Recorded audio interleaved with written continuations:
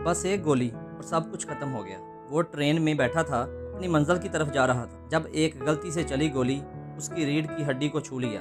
डॉक्टरों ने कहा ये अब कभी नहीं चल पाएगा। वो 20 साल का था, हॉकी का मैदान उसकी ज़िंदगी थी और अब वो ज़िंदगी एक लम्हे में छिन गई। इसका नाम है संदीप सिंह और ये कहानी है इस बंदे की जिसने मरने से इनकार कर दिया और फिर उठकर पूरी दुनिया को हैरान कर दिया। संदीप सिंह 1986 में हरियाणा के एक छोटे से शहर शाहआबाद में पैदा हुए। घर में पहले से हॉकी का माहौल था। बड़े भाई विक्रम सिंह खुद हॉकी खेलते थे। संदीप ने बचपन से ही हॉकी उठाई और जल्द ही सबको पता चल गया कि इस बच्चे में कुछ खास है। उसके हाथ में एक ताकत थी, ड्रैग फ्लिक, यानी वो मार जिससे गेंद इतनी तेजी से जाती है कि गोलकीपर के पास वक्त ही नहीं होता। संदीप की ड्रैग फ्लिक की रफ्तार थी 135 किलोमीटर फी घंटा। दुनिया की सबसे तेज ड्रैग फ्लिक। सिर्फ 18 साल की उम्र में इन्हें इंडियन नेशनल हॉकी टीम में बुला लिया गया। पूरी जिंदगी सामने थी, ख्वाब सामने थे, हॉकी का मैदान सामने था। और फिर आया वो दिन, अगस्त 2006।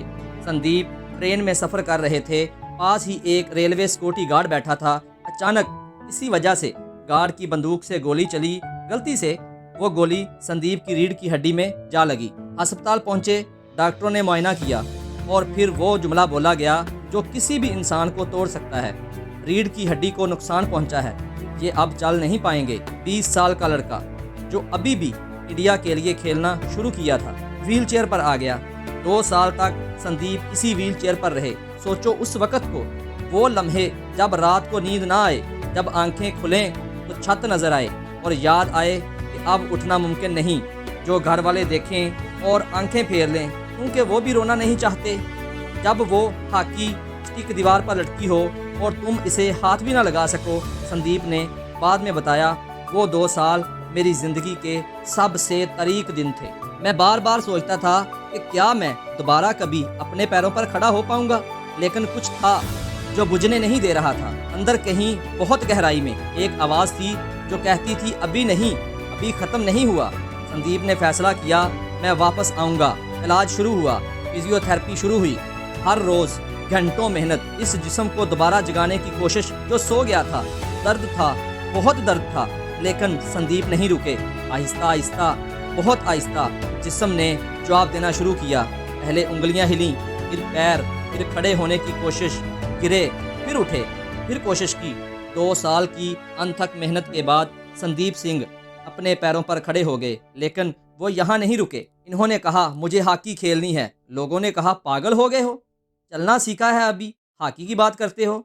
संदीप ने कहा देखते रहो। 2008 में गोली लगने के सिर्फ 2 साल बाद संदीप सिंह ने दोबारा इंडियन हॉकी टीम में जगह बनाई। लेकिन कहानी यहाँ खत्म नहीं होती। 2009 का Sultan Azlan Shah cup Malaysia में संदीप ने वो टूर्नामेंट खेला और इतने गोल किए कि टूर्नामेंट के बेहतरीन खिलाड़ी करार पाए।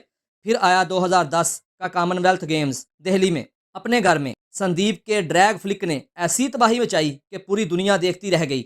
इंडिया ने गोल्ड मेडल जीता और संदीप सिंह इस टीम के कप्तान थे। वही संदीप जो 2 साल पहले व्हील चेयर पर था, वो अब गोल्ड मेडल के साथ खड़ा था। दुनिया ने इन्हें एक नाम दिया, फ्लिकर सिंह, वो शख्स जिसके ड्रैग फ्लिक को रोकना नामुमकिन है। संदीप सिंह की ज़िंदगी से हमें क्या सीखना चाहिए? पहली बात, ज़िंदगी की सबसे बड़ी चोट वो नहीं होती जो बाहर से आती है। सबसे बड़ी चोट वो होती है जो तुम खुद अपने अंदर की उम्मीद को मार देते हो। संदीप के जिस्म को गोली लगी थी, लेकिन इन्होंने अपने अंदर की आवाज़ को मरने नहीं दिया। दूसरी बात, डॉक्टर जिस्म की बात करते हैं, जिस्म की हद बताते हैं, लेकिन वो इस चीज़ को नहीं नाप सकते जो सीने में होती है। संदीप की रीढ़ की हड्डी टूटी थी, लेकिन इनका अज़म नहीं टूटा था। तीसरी बात, वापसी हमेशा मुमकिन है, चाहे कितनी भी देर लगे, चाहे कितना भी दर्द हो। अगर तुम हर रोज़ एक कदम आगे चलते रहो तो एक दिन वो मंजिल आ जाती है जो नामुमकिन लगती थी। संदीप सिंह आज भी हॉकी से जुड़े हैं। वो नौजवान खिलाड़ियों को तरबियत देते हैं। इनकी ज़िंदगी पर फिल्म बनी सूरमा, जिसने पूरी दुनिया को इनकी कहानी सुनाई। लेकिन सबसे बड़ी बात यह है, वो गोली जो इन्हें ख़त्म करने के लिए आई थी, इसी ने इन्हें वो कहानी दी जो दुनिया हमेशा याद रखेगी। अगर आज तुम किसी ऐसी जगह हो जहाँ से निकलना नामुमकिन लगता है, कोई बीमारी, कोई हादसा, कोई टूटा हुआ ख्वाब, तुम संदीप सिंह को याद करो। वो आदमी जिसे व्हील चेयर से उठकर गोल्ड मेडल जीतना था, वो रुका नहीं। तुम भी मत रुको।